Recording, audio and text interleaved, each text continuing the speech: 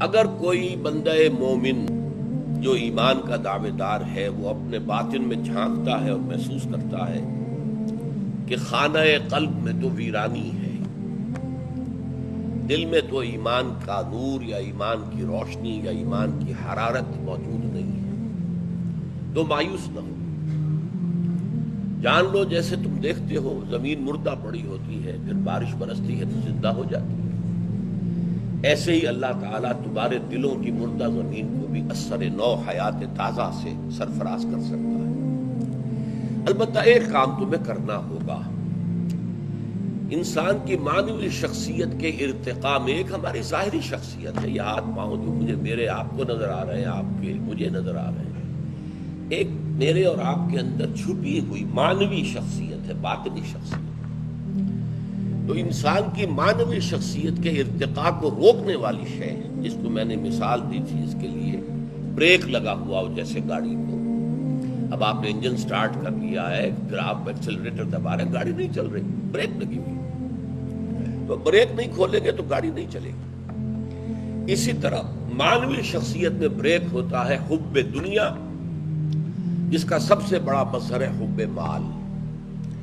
اس break کو کھولو، مال کی محبت کھرچ کر دل سے نکال دو، اس کے بعد گاڑی تمہاری چلے گی، فراٹے بھرے گی۔ البتہ یہ ہے کہ یہ دو مختلف راستوں پہ چلے گی، یا اس پہ یا اس پہ۔ اگر تمہارا مزاج انٹروورٹس میں سے تھا، تم بہت ہی سنجیدگی سے غور و فکر کرنے والے انسان تھے، دروں بین تھے، اپنے اندر جھانکنے والے، اپنے من میں ڈوب کر پا جا سراغ زندگی، اقبال نے اس کو اس طور سے ادا کیا ہے۔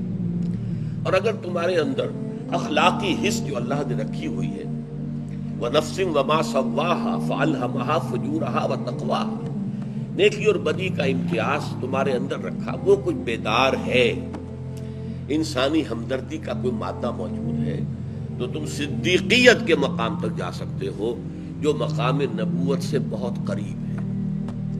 نبوت آؤٹ آف باؤنڈس ہے، پہلے بھی اکتسابی نہیں تھی، کوئی اپنی محنت سے نبوت حاصل نہیں کر سکتا تھا، مشقت سے، ریاضت سے، عبادت سے نہیں، وہ وحی چیز تھی، اللہ کی طرف سے عطا ہوتی تھی، اور اب حضور کے بعد اس کا دروازہ بند۔ تو تم صدیقیت کے مقام کو پہنچ سکتے ہو، جو مقام نبوت سے بہت قریب ہے۔ اگر تمہارا مزاج تھا ایکسٹروورٹس، کھیلنے کودنے والا، بھاگنے دوڑنے والا، خام خواہ کو لڑائیاں بھی مول لینے والا، جاتے ہوئے کہ کسی کو دھکا مارنے والا، پھر دل بھی ایسا لا ابالی سا، کوئی پرواہ نہیں، کوئی دکھ میں ہے تو ہوا کرے، کوئی تکلیف میں ہے تو ہوا کرے، مجھے کیا۔ اور یہ کہ وہ انسان کی جو حس بھی جو ہے وہ اندر سے محسوس ہو کہ وہ کچھ ختم ہوئی ہوئی ہے۔ لیکن اب اگر مال کی محبت کی بریک کھل جائے گی تو دوڑو گے، اور دوڑو گے شہداء کے مقام تک پہنچ جاؤ گے۔ اب صدیق وہ ہے کہ جو قبول ایمان میں سبقت کرتا ہے، فوراً آگے آتا، دیر نہیں لگاتا۔ یہ جو دوسرے ہیں شہداء، ان کو اس میں تو دیر لگ جاتی ہے، اس لیے کہ طبیعت میں وہ مزاج نہیں، غور و فکر کا، سوچ بچار کا مادہ ہی نہیں، اخلاقی حس مردہ ہوئی ہوئی ہے۔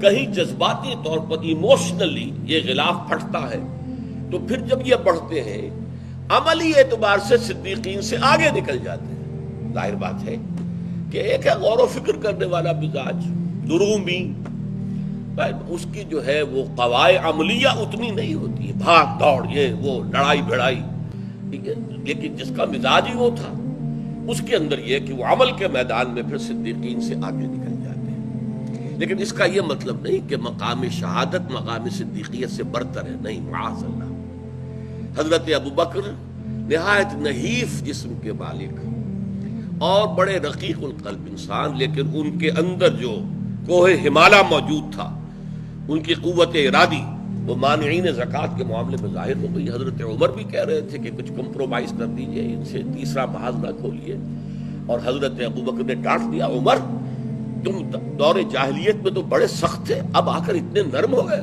مجھے یہ مشورہ دے رہے ایبدل الدین وانا حی، میرے جیتے جی دین کے اندر ترمیم ہوگی؟ نہیں ہو سکتی، اگر کوئی میرے ساتھ نہیں جائے گا تو میں اکیلا جاؤں گا۔ اب یہ عظیمت کا پہاڑ ابوبکر میں تھا، لیکن اس کے اوپر وہ رقت قلبی، وہ جو ایک ذاتی نیکی، وہ انسانی ہمدردی، یہ چیزیں جو ہے ان کا خلاف زیادہ تھا۔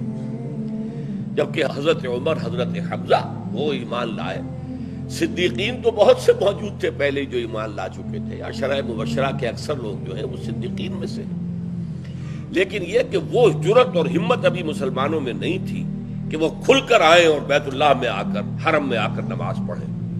یہ حضرت عمر اور حضرت حمزہ کے ایمان لانے کے بعد یہ صورتحال پیدا ہو. تو ایک تو یہ ذہن میں رکھیے، لیکن رتبہ یقیناً شہداء کا کم تر رہے گا صدیقین سے.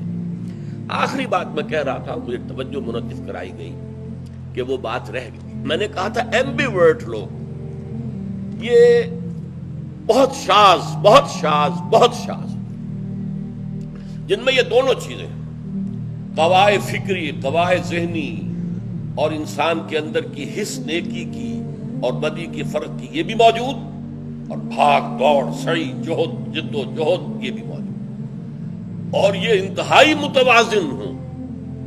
اس کی صرف ایک مثال ہے پوری تاریخ انسانی میں، اور وہ محمد الرسول اللہ صلی اللہ علیہ وسلم. میں وہی الفاظ کہہ رہا ہوں جو ڈاکٹر مائیکل ہارٹ نے کہے ہیں کہ تاریخ انسانی میں ایک ہی شخص ہے پورا کہ جو سیکولر اور مذہبی دونوں لیولز پر انتہائی کامیاب ہے، supremely successful at both the secular and religious levels. ایک ہی آدمی ہے. اسی طرح میں کہہ رہا ہوں کہ کامل ایمبیورٹ صرف ایک ہے، وہ محمد صلی اللہ علیہ وسلم. باقی انبیاء میں بھی کوئی صدیق النبیہ ہے، کوئی رسول النبیہ ہے. یہ میرا ایک مضمون ہے ایمبیورٹس. البتہ اچھا، ایک معنی میں جدید سائیکالوجی میں ایمبیورٹ جو ہے اس کے اندر اندیشہ ہوتا ہے.